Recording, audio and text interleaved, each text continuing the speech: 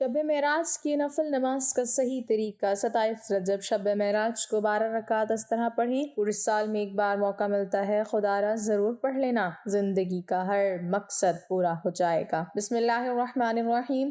واقعہ معراج اللہ تعالیٰ کی قدرت کی نشانیوں میں سے ایک نشانی ہے جو چشم زدن میں بظاہر رونما ہوا، لیکن حقیقت میں اس میں کتنا وقت لگا یہ اللہ تعالیٰ اور اس کے رسول صلی اللہ علیہ وسلم بہتر جانتے ہیں۔ اللہ تعالیٰ نے اس واقعے میں اپنے محبوب پیغمبر حضرت محمد صلی اللہ علیہ وسلم کو اپنی قدرت کاملہ کا مشاہدہ کرایا۔ واقعہ معراج اعلان نبوت کے 10ویں سال اور مدینہ ہجرت سے 1 سال پہلے مکہ میں پیش آیا۔ ماہ رجب کی 27ویں رات ہے۔ اللہ تعالیٰ فرشتوں سے ارشاد فرماتا ہے، اے فرشتو، آج کی رات میری تسبیح بیان مت کرو، میری حمد و تقدیس کرنا بند کر دو، آج کی رات میری اطاعت و بندگی چھوڑ دو، اور آج کی رات جنت الفردوس کو لباس اور زیور سے آراستہ کرو، میری فرما برداری کا کلا اپنے سر پر باندھ لو۔ اے جبرائیل، میرا یہ پیغام میکائیل کو سنا دو کہ رزق کا پیمانہ ہاتھ سے علیحدہ کر دے۔ اسرافیل سے کہہ دو کہ وہ سور کو کچھ دیر کے لیے موقوف کر دے۔ اسرائیل سے کہہ دو کہ کچھ دیر کے لیے روحوں کو قبض کرنے سے ہاتھ اٹھا لیں۔ رضوان سے کہہ دو کہ وہ جنت الفردوس کی درجہ بندی کرے۔ مالک سے کہہ دو کہ دوزخ کو تالا لگا دے۔ خند بری کی روحوں سے کہہ دو کہ آراستہ و پیراستہ ہو جائیں اور جنت کے محلوں کی چھتوں پر صف بستہ کھڑے ہو جائیں، اور جنت کے جو محل ہیں ان کی چھتوں پر اس طرح سے کھڑے ہوں کہ یوں معلوم ہو جیسے سربستہ کھڑے ہیں۔ مشرق سے مغرب تک جس قدر قبریں ہیں ان سے عذاب ختم کر دیا جائے۔ آج کی رات شب معراج میرے محبوب حضرت محمد صلی اللہ علیہ وسلم کے استقبال کے لیے تیار ہو جاؤ۔ چشم زدن میں عالم بالا کا نقشہ بدل جاتا ہے۔ حکم ربی ہوا، اے جبرائیل اپنے ساتھ 70,000 فرشتے لے جاؤ۔ حکم الہی سن کر جبرائیل امین علیہ السلام سواری لینے جنت میں جاتے ہیں، اور آپ نے ایسی سواری کا انتخاب کیا جو آج تک کسی شہنشاہ کو بھی نہ میسر ہوئی ہوگی۔ میسر ہونا تو دور کی بات ہے، دیکھی تک نہ ہوگی، اور دیکھنا تو دور کی بات ہے، سوچی تک نہ ہوگی۔ اس سواری کا نام براق ہے۔ تفسیر روح البیان میں ہے کہ نبی کریم صلی اللہ علیہ وسلم سے پہلے براق پر کوئی سوار نہیں ہوا۔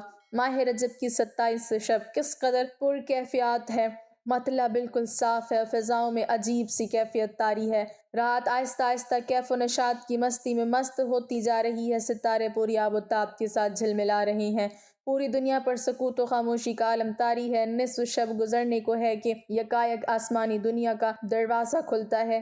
انوار و تجلیات کے جلوے سمیٹے حضرت جبرائیل علیہ السلام نورانی مخلوق کے جھرمٹ میں جنتی براق لیے آسمان کی بلندیوں سے اتر کر حضرت ام ہانی رضی اللہ تعالی عنہا کے گھر تشریف لاتے ہیں، جہاں ماہ نبوت حضرت محمد صلی اللہ علیہ وسلم محو خواب ہیں، آنکھیں بند کیے دل بیدار لیے آرام فرما رہے ہیں۔ حضرت جبرائیل امین علیہ السلام ہاتھ باندھ کر کھڑے ہیں اور سوچ رہے ہیں کہ اگر آواز دے کر جگایا تو بے ادبی ہو جائے گی، فکر مند ہیں کہ معراج کے دولہے کو کیسے بیدار کیا جائے۔ اس وقت حکم ربی ہوتا ہے، اے میرے جبرائیل، میرے محبوب کے قدموں کو چوم لے تاکہ تیرے لبوں کی ٹھنڈک سے میرے محبوب کی آنکھ کھل جائے۔ اسی دن کے واسطے میں نے تجھے کافور سے پیدا کیا تھا۔ حکم سنتے ہی جبرائیل امین علیہ السلام آگے بڑھے اور اپنے کافوری ہونٹ محبوب دو عالم حضرت محمد صلی اللہ علیہ وسلم کے پائے ناز میں مس کر دیے۔ یہ منظر بھی کس قدر حسین ہوگا جب جبرائیل امین علیہ السلام نے فخر کائنات حضرت محمد صلی اللہ علیہ وسلم کے قدموں کو بوسہ دیا۔ حضرت جبرائیل امین علیہ السلام کے ہونٹوں کی ٹھنڈک پا کر حضور نبی کریم صلی اللہ علیہ وسلم بیدار ہوتے ہیں اور دریافت کرتے ہیں، اے جبرائیل کیسے آنا ہوا؟ عرض کرتے ہیں، یا رسول اللہ صلی اللہ علیہ وسلم، خدائے بزرگ و برتر کی طرف سے بلاوے کا پروانہ لے کر حاضر ہوا ہوں۔ یا رسول اللہ صلی اللہ علیہ وسلم، اللہ تعالیٰ آپ کی ملاقات کا مشتاق ہے۔ حضور نبی کریم صلی اللہ علیہ وسلم تشریف لے چلیے۔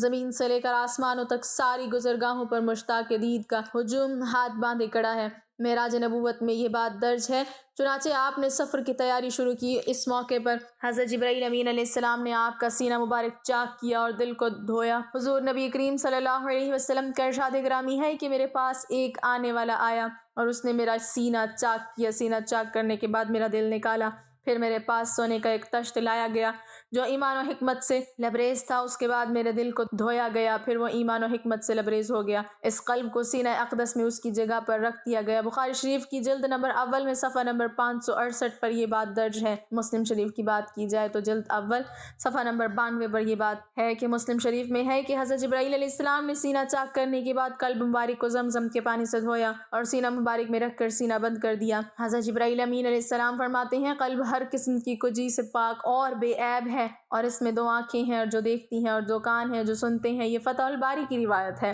جلد نمبر 13 صفحہ نمبر 610 پر۔ سینہ اقدس کے شک کیے جانے میں کئی حکمتیں ہیں، جن میں ایک حکمت یہ بھی ہے کہ قلب اطہر میں ایسی قوت قدسیہ شامل ہو جائے جس سے آسمانوں پر تشریف لے جانے اور عالم سماوات کا مشاہدہ کرنے، بالخصوص دیدار الہی کرنے میں کوئی دقت اور دشواری پیش نہ آئے۔ پھر آپ صلی اللہ علیہ وسلم کے سر انور پر امامہ باندھ دیا گیا۔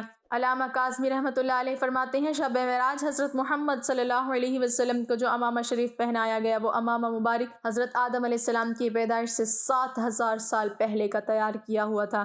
40,000 ملائکہ اس کی تعظیم و تکریم کے لیے اس کے ارد گرد کھڑے تھے۔ حضرت جبرائیل علیہ السلام نے سرور کونین حضرت محمد صلی اللہ علیہ وسلم کو نور کی ایک چادر پہنائی، زمرد کی نالین مبارک پاؤں میں زیب تن فرمائی، یاقوت کا کمر باندھا۔ یہ بھی معراج النبوت صفحہ نمبر 601 پر یہ بات درج ہے۔ حضور صلی اللہ علیہ وسلم نے براق کا حلیہ بیان کرتے ہوئے ارشاد فرمایا، سینہ سرخ یاقوت کی مانند چمک رہا تھا، اس کی پشت پر بجلی گونجتی تھی، ٹانگیں دم مرجان سر اور اس کی گردن یاقوت سے بنائی گئی تھی، بہشت زین اس پر کسی ہوئی تھی جس کے ساتھ سرخ یاقوت کے 2 رکاب آویزاں تھے، اس کی پیشانی پر لا الہ الا اللہ محمد رسول اللہ لکھا ہوا تھا۔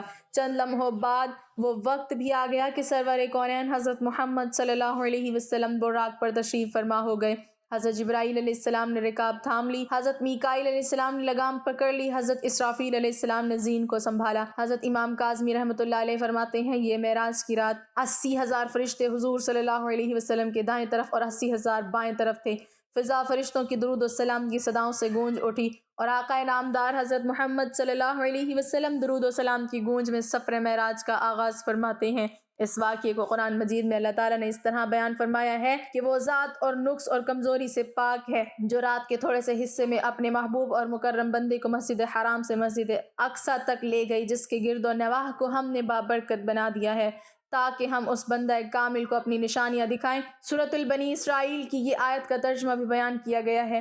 آپ صلی اللہ علیہ وسلم نہایت شان و شوکت سے ملائکہ کے جلوس میں مسجد حرام سے مسجد اقصیٰ کی طرف روانہ ہوتے ہیں۔ یہ گھڑی کس قدر دل نواز تھی کہ جب مکان سے لامکان تک نور ہی نور پھیلا ہوا تھا، سواری بھی نور تو سوار بھی نور، باراتی بھی نور تو دولہا بھی نور، میزبان بھی نور تو مہمان بھی نور۔ نوریوں کی یہ نوری بارات فلک بوس پہاڑیوں بے آب و بیاں، ریگستانوں، گھنے جنگلوں، چٹیل میدانوں، سرسبز و شاداب وادیوں پر، پرخطر ویرانوں پر سے سفر کرتی ہوئی وادی بسا میں پہنچتی ہے جہاں بے شمار درخت ہیں۔ حضرت جبرائیل علیہ السلام عرض کرتے ہیں کہ حضور یہاں اتر کر 2 رکعت نفل ادا کیجیے، یہ آپ کی ہجرت گاہ مدینہ طیبہ ہے۔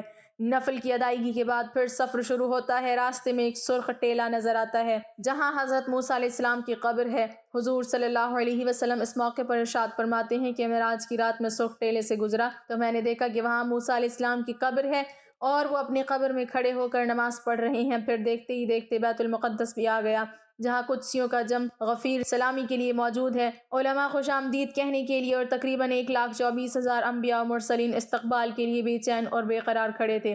حضور نبی کریم صلی اللہ علیہ وسلم اس مقام پر تشریف فرما ہوئے جسے باب محمد صلی اللہ علیہ وسلم کہا جاتا ہے۔ حضرت جبرائیل علیہ السلام ایک پتھر کے پاس آئے جو اس جگہ موجود تھا۔ حضرت جبرائیل علیہ السلام نے اس پتھر میں اپنی انگلی مار کر اس میں سوراخ کر دیا اور براق کو اس میں باندھ دیا۔ یہ تفسیر ابن کثیر کی جلد نمبر 3 صفحہ نمبر 7 پر درج ہے۔ آفتاب نبوت حضرت محمد صلی اللہ علیہ وسلم مسجد اقصیٰ میں داخل ہوتے ہیں۔ صحن حرم میں فلک تک نور ہی نور چھایا ہوا ہے، ستارے مان پڑ چکے ہیں، قدسی سلامی دے رہے ہیں، حضرت جبرائیل علیہ السلام اذان دے رہے ہیں، تمام انبیاء اور رسل صف در صف کھڑے ہو رہے ہیں۔ جب صفیں بن چکی تو امام الانبیاء فقر دو جہاں حضرت محمد صلی اللہ علیہ وسلم امامت فرمانے تشریف لاتے ہیں۔ تمام انبیاء اور رسول امام الانبیاء کی ابتدا میں 2 رکعت نماز ادا کر کے اپنی نیاز مندی کا اعلان کرتے ہیں۔ ملائکہ اور انبیاء سب کے سب سر تسلیم خم کیے ہوئے کھڑے ہیں۔ بیت المقدس نے آج تک ایسا دل نواز منظر اور روح پرور سما نہیں دیکھا۔ وہاں سے عظمت اور رفت کے پرچم پھر بلند ہونے شروع ہوتے ہیں۔ درود و سلام سے فضا ایک مرتبہ پھر گونج اٹھتی ہے۔ سرور کونین حضرت محمد صلی اللہ علیہ وسلم نوری مخلوق کے جھرمٹ میں آسمان کی طرف روانہ ہوتے ہیں اور یہاں سے پھر وہ واقعہ معراج شروع ہوتا ہے، یہاں سے وہ پھر معاملہ شروع ہوتا ہے۔ حضور نبی کریم صلی اللہ علیہ وسلم فرماتے ہیں، پھر مجھے اوپر لے جایا گیا۔ براق کی رفتار کا یہ عالم تھا کہ جہاں نگاہ کی انتہا ہوتی وہاں براق کا پہلا قدم ہوتا۔ فوراً ہی پہلا آسمان آ گیا۔ حضرت جبرائیل علیہ السلام نے دروازہ کھٹکھٹایا۔ دربان نے پوچھا کون ہے؟ جواب دیا جبرائیل۔ دربان نے پوچھا تمہارے ساتھ کون ہے؟ حضرت جبرائیل علیہ السلام نے کہا، حضرت محمد صلی اللہ علیہ وسلم دربان نے کہا، مرحبا، دروازے انہی کے لیے کھولے جائیں گے۔ چنانچہ دروازہ کھولا گیا۔ رحمت عالم صلی اللہ علیہ وسلم کی ملاقات حضرت آدم علیہ السلام سے ہوئی۔ انہیں بتایا گیا کہ یہ آپ کے جلیل القدر فرزند ہے، ختم المرسلین ہے، یہی حضرت محمد صلی اللہ علیہ وسلم ہے۔ آقا دو جہاں صلی اللہ علیہ وسلم نے دادا جان کہہ کر آدم علیہ السلام کی بارگاہ میں سلام ارشاد فرمایا۔ حضرت آدم علیہ السلام کا جواب بھی عرض کیا اور اپنے عظیم فرزند کو دعاؤں سے بھی نوازا۔ اس کے بعد مہمان عرش حضور پر نور صلی اللہ علیہ وسلم کو دوسرے آسمان کی طرف اٹھایا گیا۔ پہلے آسمان کی طرف بواب نے دوسرے آسمان کا بھی دروازہ کھولا۔ یہاں حضور صلی اللہ علیہ وسلم کی سیدنا عیسیٰ علیہ السلام اور یحییٰ علیہ السلام سے ملاقات ہوئی۔ اس یادگار ملاقات اور آسمان کے ملکوتی مشاہدات کے بعد آپ صلی اللہ علیہ وسلم کو تیسرے آسمان کی طرف اٹھایا گیا۔ تیسرے آسمان پر حضور صلی اللہ علیہ وسلم کی ملاقات سیدنا یوسف علیہ السلام سے کرائی گئی۔ تیسرے آسمان کے مشاہدات نورانی کے بعد حضور صلی اللہ علیہ وسلم کو چوتھے آسمان پر پہنچایا گیا۔ چوتھے آسمان پر تاجدار کائنات صلی اللہ علیہ وسلم کی ملاقات حضرت ادریس علیہ السلام سے کرائی گئی۔ اسی طرح حضور صلی اللہ علیہ وسلم سفر معراج طے کرتے ہوئے پانچویں آسمان پر پہنچے تو وہاں حضرت ہارون علیہ السلام سے ملاقات ہوئی۔ چھٹے آسمان پر حضور صلی اللہ علیہ وسلم کی ملاقات سیدنا موسیٰ علیہ السلام سے ملاقات ہوئی۔ حضرت موسیٰ علیہ السلام کی چشمان مقدس اشک بار ہو گئیں۔ حضور صلی اللہ علیہ وسلم کی عظمت اور رفعت کو دیکھ کر رشک کے آنسو چھلک پڑے۔ آپ کی زبان اقدس سے بے اختیار نکلا کہ خدائے بزرگ و برتر کہ یہ وہ برگزیدہ رسول ہیں جن کی امت کو میری امت پر شرف عطا کیا گیا۔ میری امت پر جسے بزرگی عطا ہوئی، یہ وہی رسول برحق ہیں جن کی امت کو میری امت کے مقابلے میں کثرت کے ساتھ جنت میں داخل کیا گیا۔ مہمان جی ہاشم حضور رحمت عالم صلی اللہ علیہ وسلم کی ملاقات ساتویں آسمان پر حضرت ابراہیم علیہ السلام سے ہوئی۔ اس کے بعد حضرت محمد صلی اللہ علیہ وسلم کی جو تخلیق میں واحد ہستی ہیں، جبرائیل امین کے ساتھ سدرۃ المنتہا تک سفر کیا۔ اس مقام پر اللہ تعالیٰ نے انسانوں کو 5 نمازوں کا تحفہ عنایت کیا۔ معراج کا واقعہ جس رات پیش آیا، اس رات رسول اللہ صلی اللہ علیہ وسلم اپنی چچا زاد بہن ام ہانی کے گھر مقیم تھے۔ آپ نے یہ بات لوگوں کو بتائی تو سب نے اسے ہلکا لیا اور مشرکین طعنہ دینے لگے کہ رسول اللہ صلی اللہ علیہ وسلم راتوں رات آسمان گئے ہیں۔ سب نے تردید کی۔ پھر جب لوگوں نے حضرت ابو بکر کو اس واقعے کے متعلق آگاہ کیا تو ابو بکر نے فوراً تصدیق کرتے ہوئے کہا کہ کیا یہ بات رسول اللہ نے بتائی ہے؟ لوگوں نے کہا ہاں بالکل۔ ابو بکر نے کہا رسول اللہ نے بتائی ہے تو پھر سچ ہے۔ حضرت ابو بکر کی اس بات نے رسول اللہ صلی اللہ علیہ وسلم کو بہت متاثر کیا اور آپ صلی اللہ علیہ وسلم نے حضرت ابو بکر کو صدیق کا لقب دیا۔ مکہ کا ایک شخص جو شام اور فلسطین زیادہ سفر کیا کرتا تھا آیا اور بولا، اگر آپ واقعی راتوں رات مسجد اقصیٰ اور پھر آسمانوں میں گئے ہیں تو مجھے مسجد اقصیٰ کا پتہ ہے، میں آپ سے سوالات پوچھتا ہوں، آپ جواب دیں۔ پھر اس شخص نے رسول اللہ سے مسجد اقصیٰ اور اس کے خد و خال کے متعلق بے شمار سوالات کیے اور رسول اللہ نے سب کے سب ٹھیک جوابات دیے۔ اس شخص نے رسول اللہ کے تمام جوابات کو درست قرار دیا۔ رسول اللہ صلی اللہ علیہ وسلم نے اللہ سے پردے میں بات کرنے کا شرف حاصل کیا جو اور کسی کو حاصل نہیں ہوا۔ کائنات کی اس افضل ترین رات میں اللہ تعالیٰ نے حضرت محمد صلی اللہ علیہ وسلم کو 50 نمازیں بطور تحفہ دی، جن کی تعداد بعد میں کم کر کے 5 کر دی گئی۔ بہت سے مسلمان استفسار کرتے ہیں کہ کیا حضور صلی اللہ علیہ وسلم نے شب معراج کو اللہ تعالیٰ کا دیدار کیا ہے؟ حضور نبی اکرم صلی اللہ علیہ وسلم کا دیدار الہی کرنے کا ثبوت قرآن کریم سے ملتا ہے۔ قرآن کریم کی جس آیت سے رسول اللہ صلی اللہ علیہ وسلم کے دیدار الہی کا انکار کیا جاتا ہے وہ بعض لوگوں کی زبردستی ہے۔ یہی حال حضرت عائشہ صدیقہ رضی اللہ تعالیٰ عنہا کی روایت کا ہے۔ دونوں پر مختصر غور کیا جاتا ہے۔ قرآن و سنت سے جو چیز ثابت ہے وہ ہے دیدار خداوندی اور نفی میں پیش کی جانے والی آیت میں ہے آنکھوں کے ادراک کی نفی۔ حالانکہ دیکھنے اور ادراک میں فرق ہے۔ ارشاد خداوندی ہے، نگاہیں اس کا احاطہ نہیں کر سکتی اور وہ سب نگاہوں کا احاطہ کیے ہوئے ہیں اور وہ بڑا باریک بین، بڑا باخبر ہے۔ امام رازی رحمۃ اللہ علیہ اس کی تفسیر میں لکھتے ہیں، آیت کا مطلب ہے کہ تمام آنکھیں اس کا ادراک نہیں کر سکتی۔ اس کا فائدہ یہ ہے کہ بعض آنکھیں دیکھ سکتی ہیں، دیکھے جانے والی چیز کی جب حد اور انتہا ہو اور دیکھنے والی نظر تمام حدود، اطراف اور انتہاؤں کو گھیر لے تو گویا اس نظر نے اس چیز کو گھیر لیا۔ اس دیکھنے کو ادراک کہا جاتا ہے، لیکن جب نظر دیکھی جانے والی چیز کے اطراف کا احاطہ نہ کرے تو اس دیکھنے کا نام ادراک نہیں ہوتا۔ خلاصہ یہ کہ دیکھنا ایک جنس جس کے نیچے 2 انواع ہیں، ایک دیکھنا احاطہ کے ساتھ اور دوسرا دیکھنا بلا احاطہ کیے۔ صرف احاطہ والے دیکھنے کو ادراک کہا جاتا ہے۔ بس ادراک کی نفی سے دیکھنے کی ایک قسم کی نفی ثابت ہوئی اور ایک نوع کی نفی سے جنس کی نفی نہیں ہوتی۔ بس اللہ کے ادراک کی نفی سے اللہ کے دیکھنے کی نفی لازم نہیں آتی۔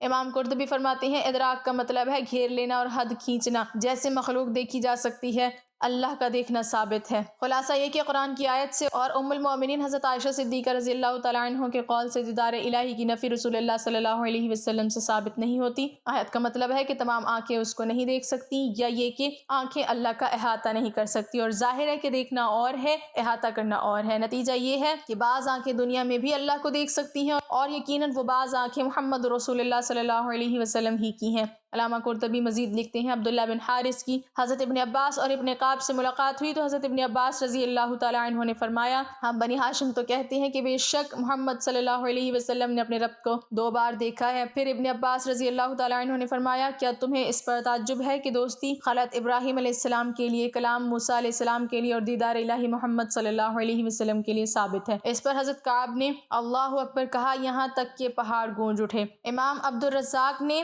بیان کیا، حسن بصری اللہ کی قسم اٹھا کر کہتے، بے شک محمد صلی اللہ علیہ وسلم نے اپنے رب کو دیکھا ہے۔ مروان نے حضرت ابو ہریرہ رضی اللہ تعالیٰ عنہ سے پوچھا، کیا محمد صلی اللہ علیہ وسلم نے اپنے رب کو دیکھا؟ انہوں نے فرمایا ہاں۔ حضرت امام احمد بن حنبل رضی اللہ تعالیٰ عنہ نے فرمایا، حضور نبی اکرم صلی اللہ علیہ وسلم نے آنکھوں سے اللہ کو دیکھا یہاں تک کہ ان کا سانس بند ہو گیا۔ نوافل کی اہمیت کا اندازہ اس بات سے لگایا جا سکتا ہے کہ بخاری شریف کی روایت کے مطابق اللہ تبارک و تعالیٰ کے قرب کی دولت فرائض کے بعد نوافل کے ذریعے ہی حاصل ہوتی ہے۔ نبی اکرم صلی اللہ علیہ وسلم نے ارشاد فرمایا، فرائض کے بعد افضل ترین نماز رات کی نماز ہے۔ نبی کریم صلی اللہ علیہ وسلم نے ایک اور مقام پر ارشاد فرمایا، رات میں ایک گھڑی ایسی ہوتی ہے کہ اگر کوئی مسلمان بندہ اسے پاتا ہے اور اس میں اللہ تعالیٰ سے خیر کی درخواست کرتا ہے تو اللہ تعالیٰ اسے عطا فرماتا ہے۔ لہٰذا معراج کی رات ہر مسلمان کو نوافل کی کثرت کرتے ہوئے ساری رات عبادت میں گزارنے کی کوشش کرنی چاہیے۔ نبی اکرم خاتم النبیین صلی اللہ علیہ وسلم نے ارشاد فرمایا، رجب میں ایک رات ہے کہ اس میں نیک عمل کرنے والے کو 100 برس کی نیکیوں کا ثواب ملتا ہے، اور وہ رجب کی 27ویں شب ہے۔